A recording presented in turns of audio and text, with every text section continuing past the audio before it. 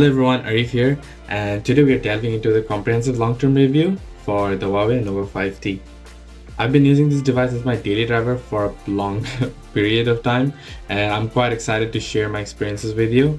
Despite some online buzz about the potential drawbacks, I can confidently say that the Nova 5T has left a positive impression on me.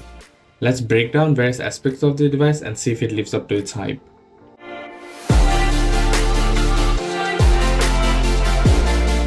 Firstly, Nova 5T, for its built-in design, it has a glass front and a glass back with an aluminum frame. It's quite surprisingly compact and lightweight, which is just about 174 grams, and it's a pleasure to hold. But the one downside of having glass back is it's quite slippery, so a case is highly recommended. You have choice of really vibrant colors, including a dull black as well as crushed blue or the midsummer purple. I'm a fan of it.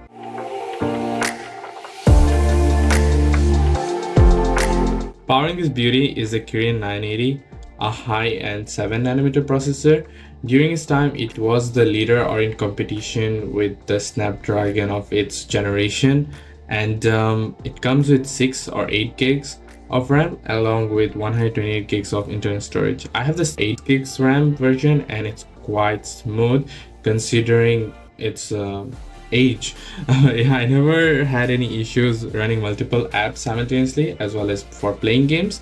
However, for prolonged use, it gets quite heated up during, like, let's say gaming and video recording. That's just something I wanted to highlight, but nothing major. It doesn't get that uncomfortable as well to hold the device. It doesn't heat up as much, so I can say this is a really good device as per its performance and as per its capabilities. For gaming enthusiasts, the Nova 5T won't disappoint. It effortlessly handles games like Asphalt 9, PUBG, the Call of Duty Warzone that just released, the Call of Duty Mobile, and there is no lag or stuttering as per my experience, so it's a pure gaming bliss.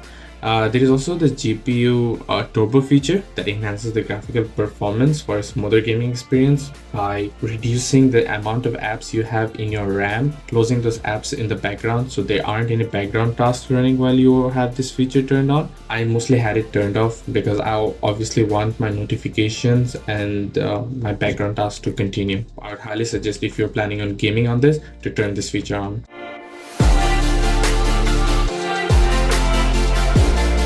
With a 3750 mAh battery, the Nova 5T may seem like a modest considering it's 2024. Most of the devices already come with like 4000, 5000 mAh batteries. You can go through whole the day with very light usage. However, the battery drains really slow, so that's a plus point. And it also supports the 22.5 watt fast charging, so you can quickly top up the battery if needed. I would again thank the processor for keeping the device really efficient. So if you're a heavy user, you would most likely need to recharge it twice in a day like me. The day when I was doing like intense task on it, I had to charge up in the afternoon starting at the morning, and also had to charge up at the late evening. I guess that's something you need to look forward to if you're getting this.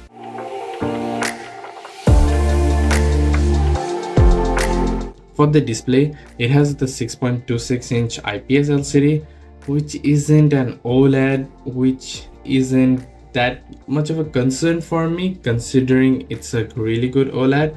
It's 1080p resolution along with 412 ppi, so it's really sharp, and also it's really impressive that its outdoor visibility is better than the devices that I have reviewed, as you can check in my other reviews. Considering it being an LCD compared to an OLED, I would still give it a point on that it gets the job done. And considering it was budget killer back in the time, really was a good choice by Huawei for providing such a good display.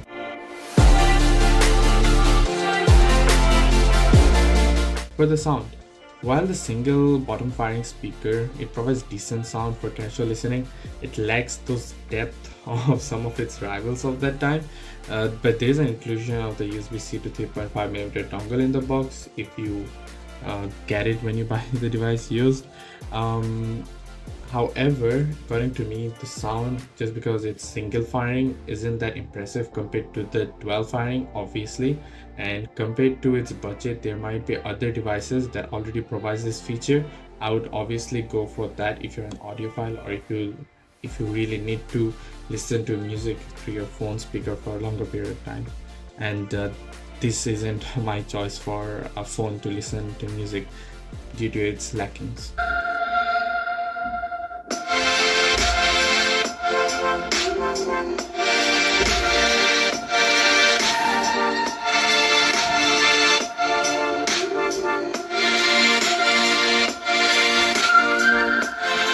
Hello everyone, it's me Arif, and today we have a long-term review for the Samsung Galaxy Tab A7.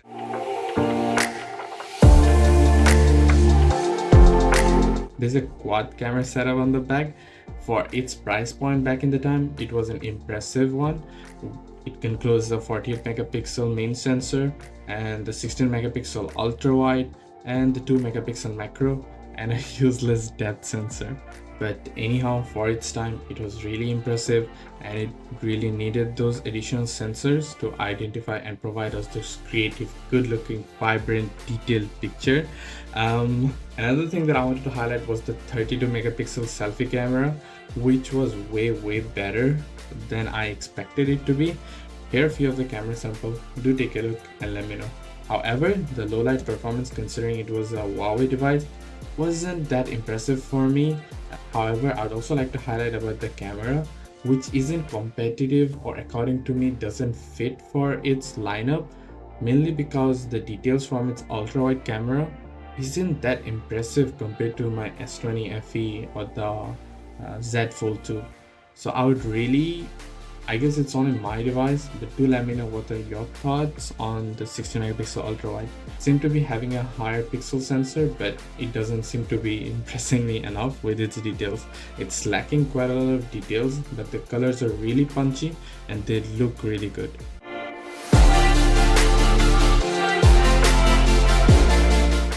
EMUI is something I would put in the category of ColorOS, which contains a lot of customization and feature, but it is overwhelming for users that are not into the tech sphere.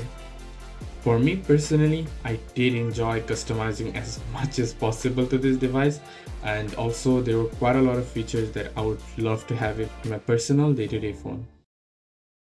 Alright. So, the Huawei Nova 5T, it offers a compelling package for a mid-range device, and its premium build with solid performance, reliable battery, and the vibrant display and a capable camera makes it a strong contender. While there is occasional heating and also a lot of bloatware presence, that might be a minor annoyance, but the value for money is quite undeniable for its competition. If you're in search for a stylish and reliable daily driver that won't break your bank, the Nova 5 is definitely worth considering. Remember, as with any device, your research is really important, and you need to identify if there is any potential drawbacks for your user experience before making the purchase. But for those seeking a well-rounded mid-range experience or even a flagship killer experience, I would suggest the Nova 5T, unless you have issues with the Google integration and Huawei's complications. Another thing that I would like to highlight is about the Google services that were not available for Huawei devices. Luckily, for Huawei Nova 5T, we do have Google services, yes, to this day. So I never had any issues for YouTube, for my Gmail, for using any of the Google services as of now. Thank you so much for watching. Take care. Bye-bye.